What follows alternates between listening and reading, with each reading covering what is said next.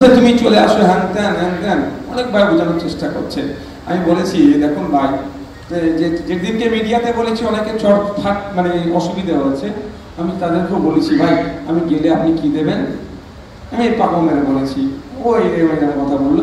আমি শোনেন একটা কথা, আমার বাড়িতে দিনে বছরে কোটি টাকার কাঠকুড়া যাবো, চাল ডাল আলাদা, সবজি ফবজি আলাদা, সুতরাং আপনি আমাকে টাকা দিয়ে কিনতে পারবেন না, প্রথম কথা। দ্বিতীয় কথা হচ্ছে এই যে আমি 294 মধ্যে একজন আইনসভার সদস্য, কিন্তু আমি শাখাপালা নিয়ে পড়ে যখন পরীক্ষা কেন্দ্রে ঢুকতে দেয়নি তার বিরুদ্ধে বলার স্বাধীনতা আমার আছে। বোরখা পরে হিজাব পরে পরীক্ষা কেন্দ্রে ঢুকতে গিয়েছিল, ঢুকতে দেয়নি, আটকেছে, তার বিরুদ্ধে বলছি আমি নির্দ্বিধায়, আমাকে কেউ আটকাচ্ছে না। এই বলার স্বাধীনতা আমাকে দেবেন তো? অর্থাৎ অন্যায়ের বিরুদ্ধে বলার স্বাধীনতাটুকু দেবেন তো? তখন পাশে আর একটা তৃণমূলের বিধায়ক ছিল, সে বলে উঠলো নওশাদ ভাই একদম আসবেন না, আপনি চালিয়ে যান। বিধানসভার লবির কথা বলছি আমি। সে দাঁড়িয়ে পড়েছে উঠে, নওশাদ ভাই আপনি ঠিক পয়েন্ট ধরেছেন, একদম আসবেন না, যে আমাদের ছেড়ে যাওয়ার জায়গা নয়, যে ছেড়ে দিতে পারছি না। তাই আপনাদের বলবো দূর থেকে না অনেক চকচক করে, নদীর এপার ভাবে ওপারের মানুষ অনেক সুখে আছে, ওপার ভাবে এপারের মানুষ অনেক সুখে আছে। আমি একটা কথা বলতে পারি, আমরা কতটা দুঃখে আছে তা বলতে পারছি না, বা কতটা সুখে আছে তাই বলতে মাপার যন্ত্র আমার কাছে নাই, সুখ দুঃখ মাপার যন্ত্র। একটা কথা আমি জোর গলায় বলতে পারি, আইএসএফ রাস্তা দিয়ে বার হবে আর শাসক তৃণমূল কংগ্রেস রাস্তা দিয়ে বার হবে। ওকে দেখলে যদি প্রকাশ্যে চোর বলার ক্ষমতা থাকে, প্রকাশ্যে চোর বলবেই বলবেই বলবে, অন্যথায় মনে মনে বলবে এটা চোরটা যাচ্ছে। আর আইএসএফ এর লোক গেলে বাবু কেমন আছো, বৌদি কেমন আছো, দিদি কেমন আছো, অন্তত এই কথা বলবে। এটাই মনের থেকে মনে কি আছে ভাই?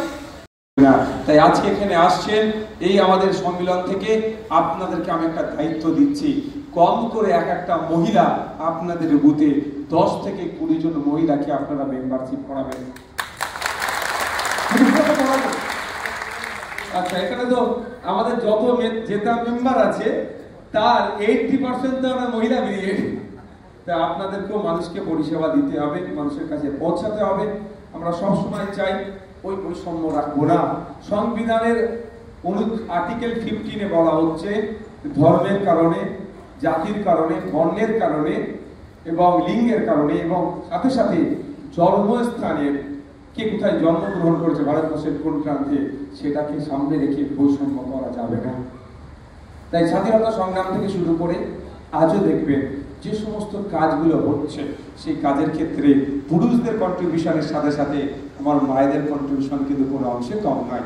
তার জ্বলন্ত উদাহরণ পাকিস্তানের সন্ত্রাসবাদীরা যখন আমাদের দেশে ঢুকে আমাদের দেশের 26 জন নিরীহ নাগরিককে শহীদ করে গেল এবং একজন আর্মি মানুষকে শহীদ করে গেল সন্ত্রাসবাদীরা, তার জবাব যখন আমার দেশ দিয়েছিল, জবাবের একাধিক মূল কাণ্ডারি ছিল, কিন্তু যে দুজনকে আমরা দেখতে পেয়েছি, একজন ভূমিকা সিং আর কর্নেল সোফিয়া কুরেশি, তারাও কিন্তু আমার মা, আমার বোন আপনাদের থেকে উঠে এসেছে।